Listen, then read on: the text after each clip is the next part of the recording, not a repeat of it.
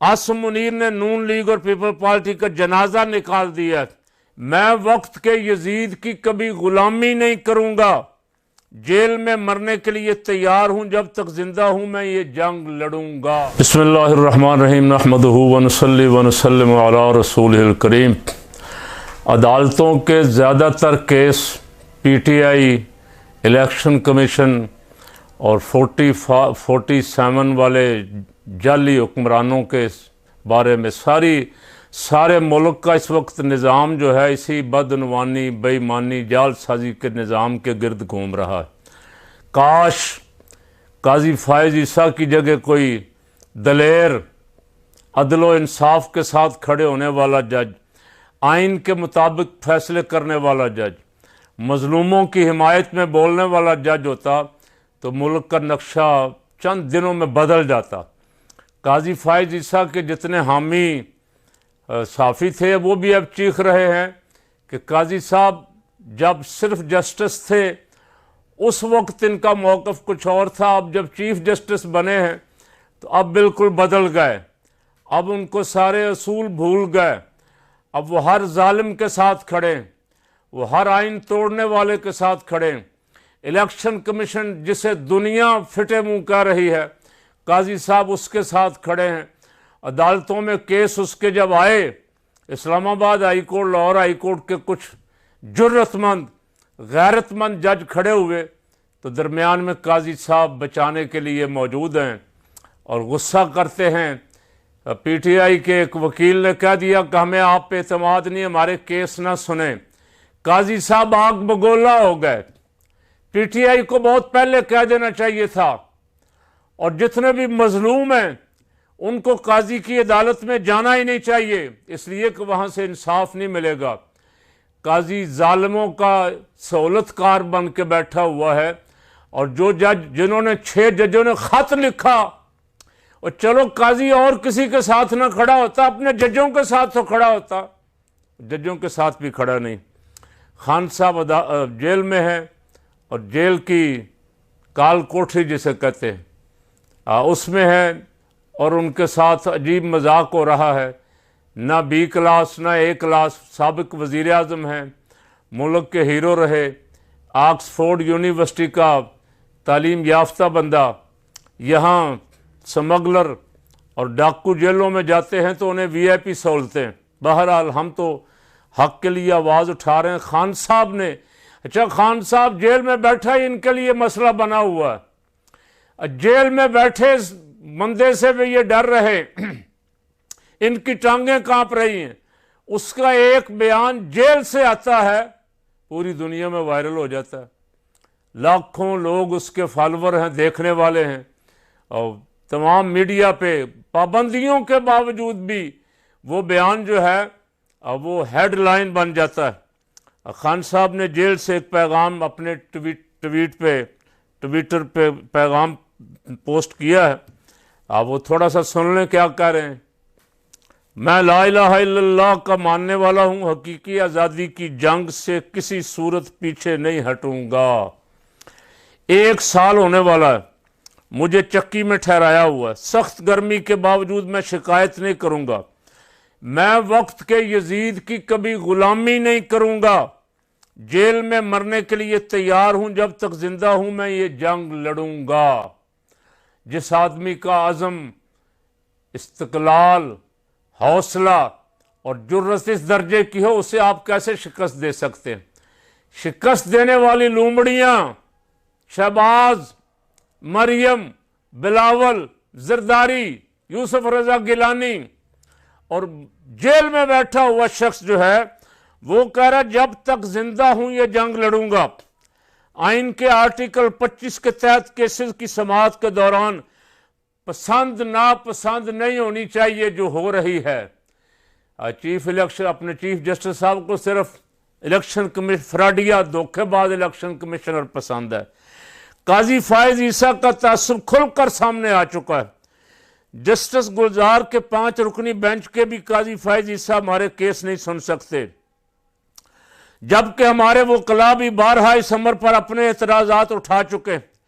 इसके बावजूद हमारे मुकदमात के हर बेंच में चीफ जस्टिस काजी फायज ईसा की शमूलियत न सिर्फ हमारे आईनी और कानूनी हक के ऐन मुनाफी है बल्कि इंसाफ की रूह के भी बरखिलाफ है। जस्टिस काजी फायज ईसा अगर मुस्तफ़ी नहीं होते तो बेंचेस से अलहदगी इख्तियार कर लें। खान साहब मुतालबा कर रहे हैं जेल में बैठे। काजी पूछ रहा है जी खान ने तो मेरे ऊपर अदम एतमाद नहीं किया, ले अदम एतमाद आ गया। अगर इस फ्रॉड इलेक्शन की तहकीकात हो जाती तो चीफ इलेक्शन कमिश्नर पर आर्टिकल 6 लग जाता। पूरा मुल्क जानता है 2022 का इलेक्शन पाकिस्तान की 2024 का इलेक्शन पाकिस्तान की तारीख का सबसे बड़ा फ्रॉड था, लेकिन चीफ जस्टिस काजी फायज ईसा इलेक्शन कमीशन की तारीफें कर रहे हैं। जिस इलेक्शन कमीशन ने मुल्क का सबसे फ्रॉड इलेक्शन करवाया, हमें इंसाफ के लिए उसी के पास भेजा जा रहा है। मैं एक नए गैर जानबदार इलेक्शन कमीशन के नतीजे के नीचे फिर से इंतखाबात के इनेकाद का मुतालबा करता हूं। पहले मौलाना फजलुर रहमान भी मुतालबा कर चुके, ANP भी मुतालबा कर चुकी, कई और जमातें भी नए इंतखाबात का मुतालबा कर चुकी, इमरान खान ने भी नए इंतखाबात का मुतालबा कर दिया। खान साहब कह रहे हैं मुल्क पर इस वक्त जंगल के बादशाह का तसल्लुत, हर इदारे में मुदाखलत ने मुल्क का निज़ाम दरम बरम कर रखा है। पहले पाकिस्तान में हाइब्रिड निज़ाम था, अब आमरीयत नाफिज है। ये लोग तअस्सुब और इंतकाम की आग में पागल हो चुके हैं। पूरे पाकिस्तान की तरह अडयाला जेल पर भी इनके हरकारों का कब्जा है। सुपरिटेंडेंट जेल एजेंसीज की नौकरी कर रहा है। मुल्क में दहशत गर्दी अरूज पर है, जबकि इनके कर्नल और मेजर यहाँ जेल में बैठे हुए। कल जेल में बैठे कर्नल के इमाम पर सुपरिटेंडेंट जेल ने 3 घंटे इंतजार के बावजूद मेरी टीम को मुझसे मुलाकात की इजाज़त नहीं दी। अगर मुलाकात होती तो मैं इनके इख्तिलाफात ख़त्म करवा देता। ये समझते हैं कि इस तरह की छोटी हरकतों से मेरी पार्टी कमज़ोर होगी। जिस पार्टी को अवाम की हिमायत हासिल हो उसे कोई जाबराना हथकंडा कमज़ोर नहीं कर सकता। भूख हड़ताल के हवाले से मुशावरत कर रहा हूँ। अगर इस्टेब्लिशमेंट अडयाला जेल के मामलात और मेरे केसेस से किनारा कशी इख्तियार नहीं करती तो भूख हड़ताल करूँगा। पार्टी रहनुमाओं को मेरी हिदायत हैं कि अपने इख्तिलाफात अवाम में लेकर ना जाएं। अगर आप इख्तिलाफात अवाम में लेकर जाएंगे तो अब आप अपने असल मकसद से हट जाएंगे। नवाज शरीफ और शहबाज शरीफ जो मुज़ाकरात की झूठी दावतें देते रहते, उस पर खान साहब ने कहा मुज़ाकरात तब होते हैं जब किसी मसले का हल निकले। हम शहबाज शरीफ से मुज़ाकरात करेंगे तो जाली फार्म 47 के सहारे खड़ी उनकी हुकूमत ताश के पत्तों की तरह बिखर जाएगी। ताकतवर तबका चाहता था कि मैं गारंटी दूं कि इक़्तिदार में आकर इन पर हाथ नहीं डालूंगा। आसिम मुनीर ने नून लीग और पीपल पार्टी का जनाजा निकाल दिया। बजट के बाद उनकी सियासत खत्म हो गई। उनके साथ वो हो गया जो दुश्मन के साथ भी नहीं होना चाहिए। अब सारी दुनिया जानती है कि पाकिस्तान में क्या हो रहा है। ये कांग्रेस और अक़वाम मुत्तहिदा की करारदादों पर मुदाखलत का बयानिया बनाते हैं, जबकि खुद अफगानिस्तान पर हमले की अहमकाना धमकियां देते। अमन व अमान कौमी मामला है। मुल्क की खातिर तहरीक इंसाफ APC में शिरकत करेगी और जाली हुकूमत का मौक़िफ़ सुनेगी। अज़्म इस्तेहकाम ऑपरेशन पर हमारे तहफ़्फ़ुज़ात मौजूद हैं। इस ऑपरेशन से मुल्क में अदम इस्तेहकाम बढ़ेगा। जब तक अफ़गान हुकूमत साथ न दे तवील बॉर्डर पर यह जंग जीतना मुमकिन नहीं। हमारे दौर में NDS गनी हुकूमत आपस में मिले थे। मैं उसके बावजूद अफ़गानिस्तान गया और बातचीत की। आप तालिबान के ख़िलाफ़ ऑपरेशन करेंगे, वो भाग कर अफ़गानिस्तान के अंदर चले जाएंगे।